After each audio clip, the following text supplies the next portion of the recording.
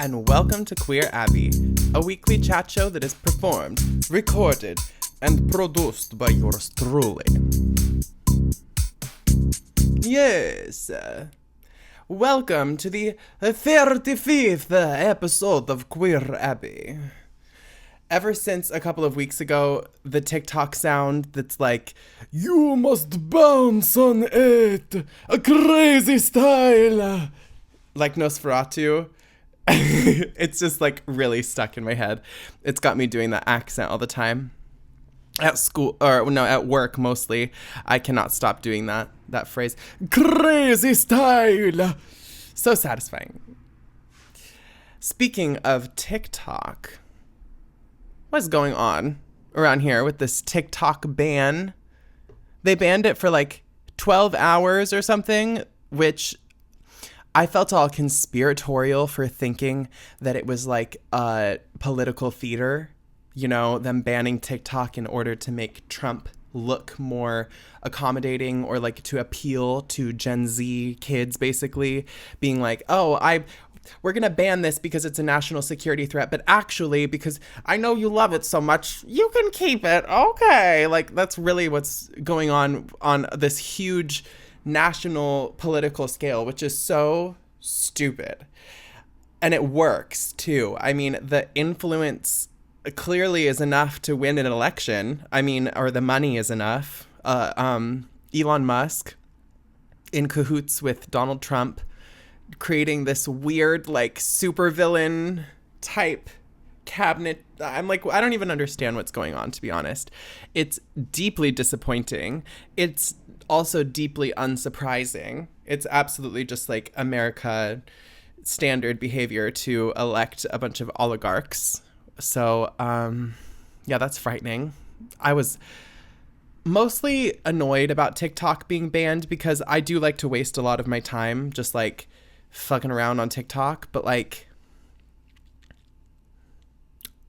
same thing. I waste a lot of my time fucking around on TikTok. So like it wouldn't have been the worst thing in the world if it got banned because it would have forced me into like this productivity, because I definitely spent like a chunk of time this evening before recording my podcast just like scrolling around on TikTok. But I also get a lot of interesting information and make a lot of interesting connections through this medium.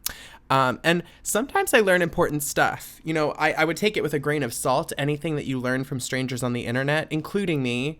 Like, don't just blindly believe what people say, but it's informed me about current events in certain ways too. Like, I would have not known so much about the Palestine conflict because there's so much censorship that occurs unless people, like young people on TikTok, were talking about it so much. And that's honestly one of the things that kept me and is keeping me in the loop with that conflict. This is another good segue, actually. I went to a show on Friday that was really cool. It was by Ziana, who is an artist that was featured just a couple of weeks ago on the Queer Abbey. And they were joined by the Earl Gracious Band, another band that's been featured on Queer Abbey before, and another artist I was unfamiliar with. And they were all on the bill for this benefit show that was benefiting the Palestine Children's like Relief Fund, and they raised like $2,000, which is very admirable and cool. So applause to them for that. The show was really cool. Everybody kind of gathered and at one point even like sat down crisscross applesauce on the floor. It was very like hippy dippy. And that was when Ziana was playing. And yeah, it was just a super cool show. So it goes to show that music can be productive. It can be to a cause, and that we can use platforms like TikTok or the shows that we play at bars around Portland as a way to express real ideas and real feelings that we have, you know? That's the important thing about TikTok, is that it really connects people over stupid ideas and important ideas alike. But regardless, it's our right to connect in that way and to speak about things like what's going on around the world and what we think of political leaders and stuff like that. It is supposed to be an inalienable right, but for some reason it's not, which is pretty crazy. So, yeah. I've been doing my Duolingo still. I think I'm on like 200 something days, 230 days or something like that. And I am not like that good at Spanish or anything. I feel like it probably takes years, and you probably cannot do it just solely from an app either. I probably have to go like immerse myself in a Spanish speaking environment.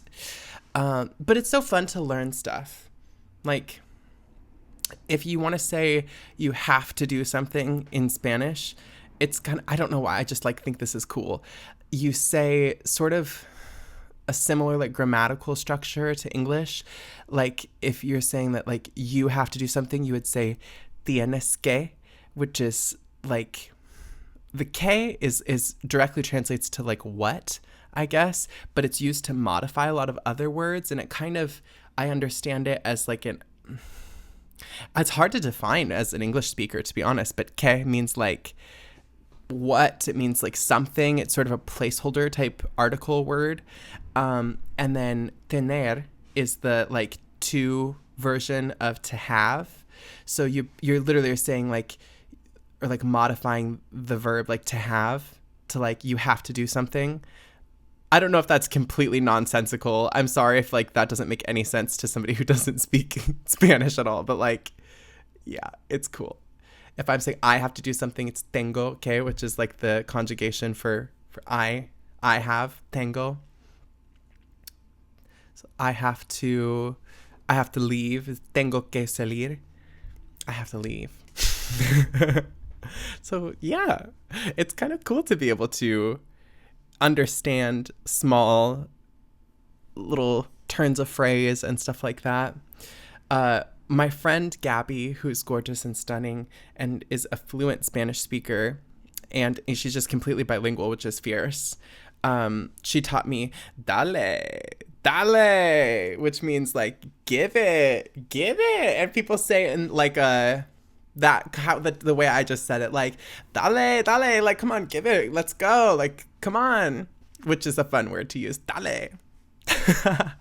So watch out, I'm gonna be speaking Spanish. I'm coming for you in Spanish and Espanol. I've been having a pretty good time at school. I'm 3 weeks into this term right now, and it's been pretty lovely because I'm in the upper division, I guess, of my program. The upper division of my program. And so you have to like work together a lot with people, which rainbows, cupcakes, sparkles, fun stuff. I just feel like I'm being so like, you have to work together with other people, but it's so fun. I enjoy it. No, that's not corny. It's okay to like want to work with other people, and I'm enjoying it. So I'm in a kind of little team in every one of my classes. Oh no, I just bumped my microphone. Sorry if that was loud for you. It might be able to sound weird to you.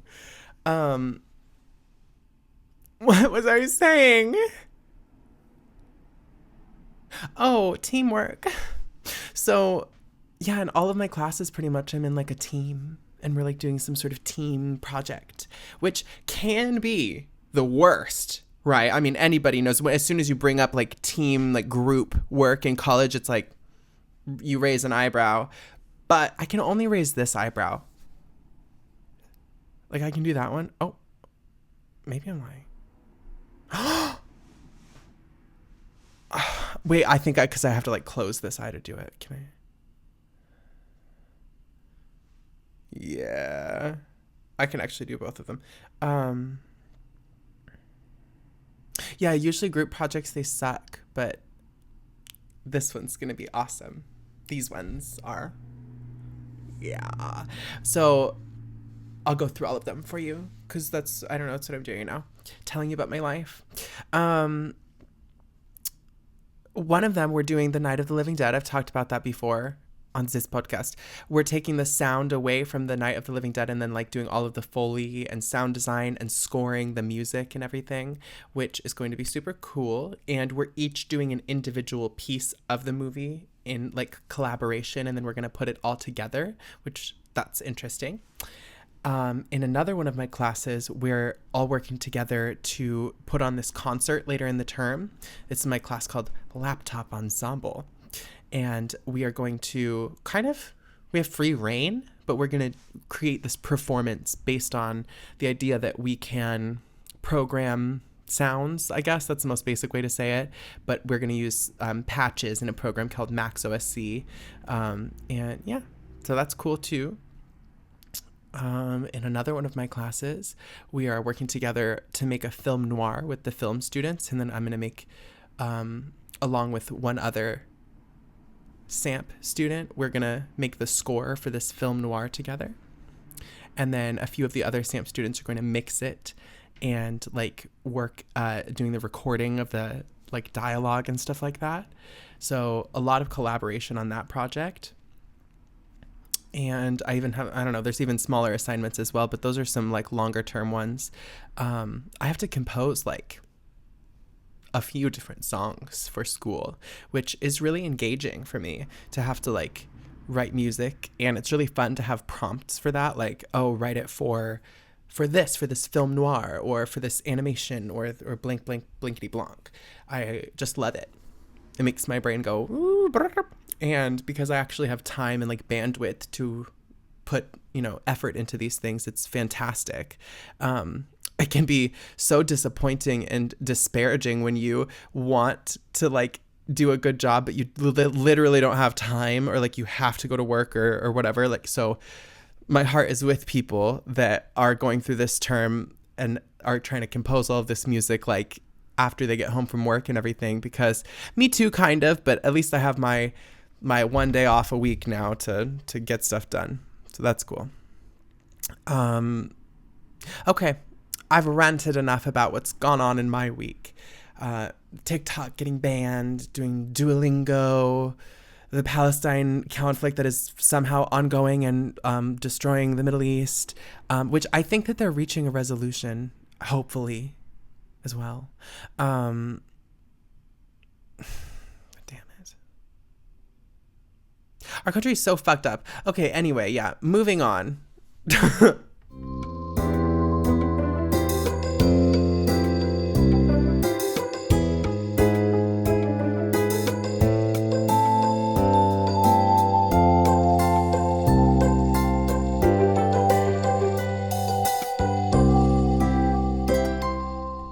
Alrighty, welcome back to the advice segment of Queer Abbey. Let's get right into this with a product placement. Not really, I'm not really getting paid for anything, but I just feel compelled to do like show and tell. I don't know why. This is a tub of bag balm that oh, go ahead, sweetie. I think this is older than me, and I use this to moisturize my lips. It's for cow udders. Yeah, that's all. I remember it used to be in my mom's nightstand when I was like little, like 4. And one time I took an entire like glob of it and just like rubbed it like all over like pillows and like my face and stuff, like because I was just so little. And that was really annoying of me. Sorry, Mom. Bag balm. I still have the same tub of bag balm, and it's mostly lanolin, which is this, good moisturizing element that's in most moisturizers. And yeah, it's what you put on a cow's chapped udder. When their udders get chapped, you put that on your heads and you... I should charge. I shouldn't do that for free. Yeah, anyway, bag balm. Keeps your lips very moist. Okay, now let's get into the advice prompts. The first caller asked, Queer Abbey, I've been with my boyfriend for 1 year, and I noticed that I tend to mother him, even when I'm not trying to. This is mainly because he's a bit slower than I am, and there are certain things he never learned how to do, which is fine, we can't know everything. But I feel like at his age, I shouldn't have to be teaching him that many things. He teaches me stuff too, but compared to what I've taught him, It's a landslide. How can I be less motherly while still looking out for my boyfriend? Girl. It sounds like, I don't know, what is motherly to you, right? Like, because I guess you could say that you're motherly, but also, what is that? He's a bit slower than I am, and there are certain things that he never learned how to do. Like, that just feels condescending to say a little bit. I'm not trying to read you, diva, that submitted into our Queer Abbey inbox. I appreciate you for submitting a prompt. However, I would encourage you to reflect a little bit. I keep hitting this damn mic, sorry. I need to reflect on my actions as well, diva. We need to be reflective. I don't know. Maybe your boyfriend could be incompetent. You know, that's, actually more than likely. So maybe you don't want to be with him. I mean, that's perfectly fine. Maybe that's one solution here. You don't want to be with somebody that you find is slow or like just, what I said, incompetent. Or maybe you need to adjust your understanding of what it means to be caring to somebody, because correcting somebody because you think they're wrong, like sometimes it is out of love, but I think seeing somebody that way in like a really fixed light is usually not very healthy, right? Like if you see somebody as this dependent child, basically, you're probably not going to want to like have sex with them because you're just like, I don't think that you're like a competent like adult that's like in a functional relationship with me. It's more like I'm taking care of you. I think that's the killer of a lot of different relationships. So maybe it's time, girly pop. I don't mean to tell you what to do, but if you find your boyfriend is incompetent, maybe you should leave him. There you go. I'm just gonna leave it at that. It wasn't a very nice answer, but that's kind of how I feel, to be honest. Like the tone of your question. Maybe I don't know, because you don't need to be different. Like if you like know how to do stuff and he doesn't, that's fine. But just like do better for yourself. Is that mean? I don't know. I feel like I'm being mean somehow. Also, I have something in my eye. Maybe that's like karma for being a cunt. No. Do I have to like pause this to get this out of my eye right now? I'm determined. I don't want to stop. And just started. Okay. You're watching me fight battles right now. I'm one of God's strongest warriors. Okay. Let's move on to the next advice prompt. I'll be nicer so that I don't get more stuff in my eye. Jesus Christ. Okay.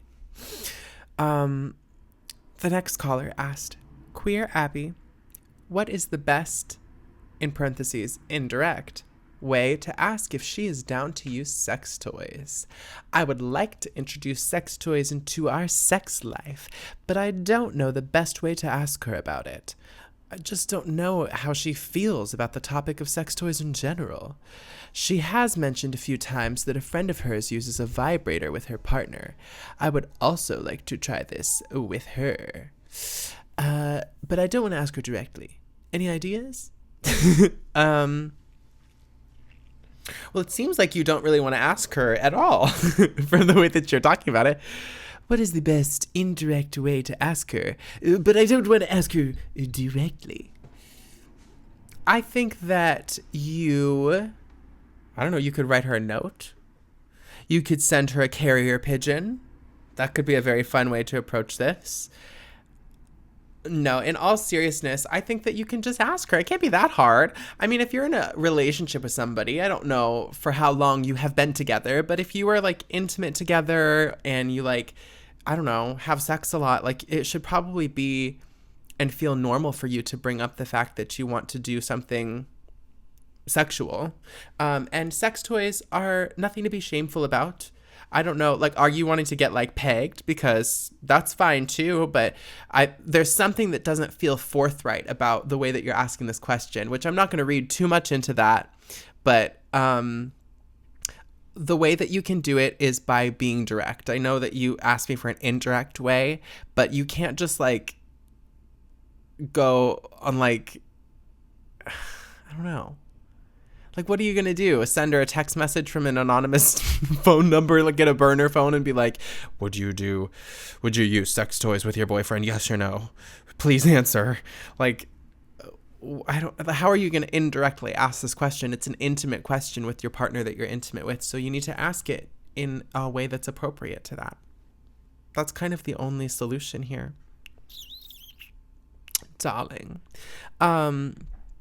Maybe you can also start in an approachable way with that. Like, you don't need to go so crazy and like just like immediately go into this like huge tentacle like dildo zone or like something like that. Like maybe you can go with like a little cute vibrator or something.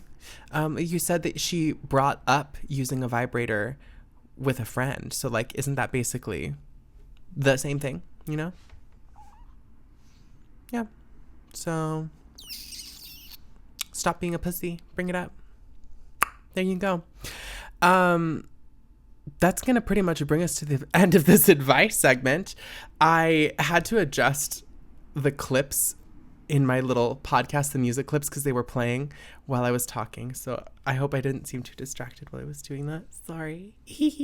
I'm still getting the hang of this video format. But I look pretty though. The light looks good. Okay, amazing.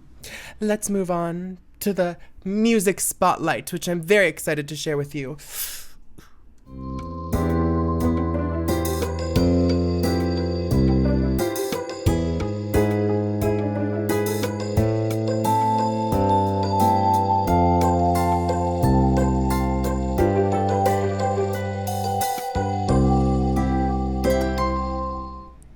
Alrighty, welcome back to the third and final segment of Queer Abbey, the music spotlight. Queer Abbey is the show where I'm just doing my best, you know, constantly being distracted by things like music playing out of my headphones, and sharing hot tips with you, like using cow udder moisturizer. Amazing. This week, I'm so very excited to share with you a song by one of my cohorts at school who is so sweet that I think is very nice. Orion, or DJJorts, aka DJJorts is a contemporary hip-hop pop performer. They make cool, fun music that's sort of thematic. It's all themed around jorts, hence the name DJJorts. They were featured in a previous episode. Their song Snip, Snip, Snip was on, a pretty early episode of Queer Abbey. They have a music video that was released back in, I believe, November of 2024. It was a collaboration with a videographer, as well as one of their siblings, Davina Boughton, who provided, I think, some vocals on this track. But this song is called Jaded. It's got this really signature sound.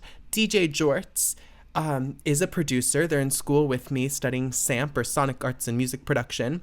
And they're really good at it, honestly. I think they do like audio stuff for the school. And their prowess will show in the really amazing production of this song. Everything that they record has this really airy, like fantastic quality to it. Their voice sounds really good. Everything's layered really fantastically. And I just think that they make really fun choices and write really fun lyrics. So also enjoy the really cool music video. I'm like, it's really cool. It's really cool. But you'll see why I'm all excited about it. This is going to be Jaded by DJJorts.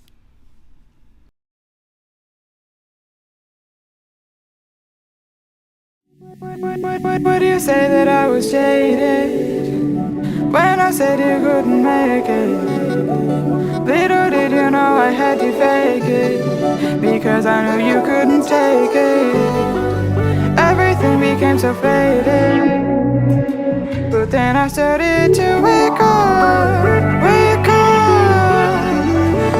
wake up, oh.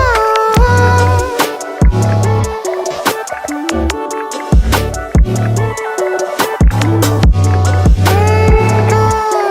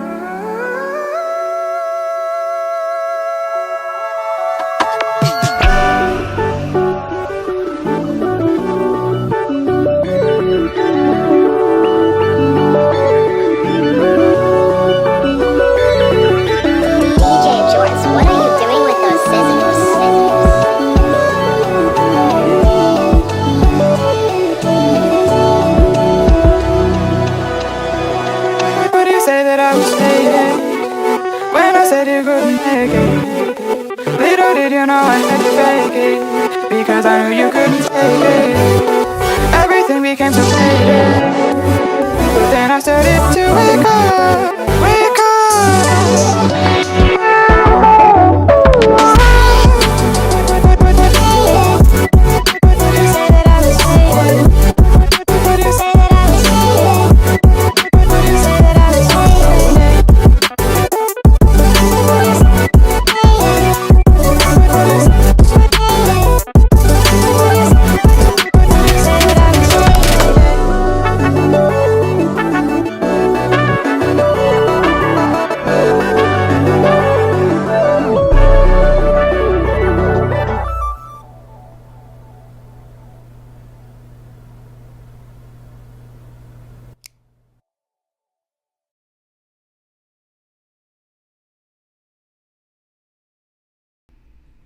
All right, y'all. Wasn't that just so much fun? DJJorts. I love that they have all of these sort of like little miniature visuals of the little like pairs of jeans and the jorts and the snipping and the scissors and all of this just such campy material that they commit their art to. It's really funny. I like it. So good job, Orion, DJJorts. Keep it up. I look forward to hearing more music from you. As always, I will link this song on YouTube, the music video, in the description of this episode. I would encourage you to go check out the rest of their work. They have a lot more music than the 2 songs that I featured on Queer Abbey. You can also go listen to the playlist that I created of all of the artists that have been featured on Queer Abbey, or all of the artists that have music that it's on streaming platforms at least. And give artists like DJJorts and others some love.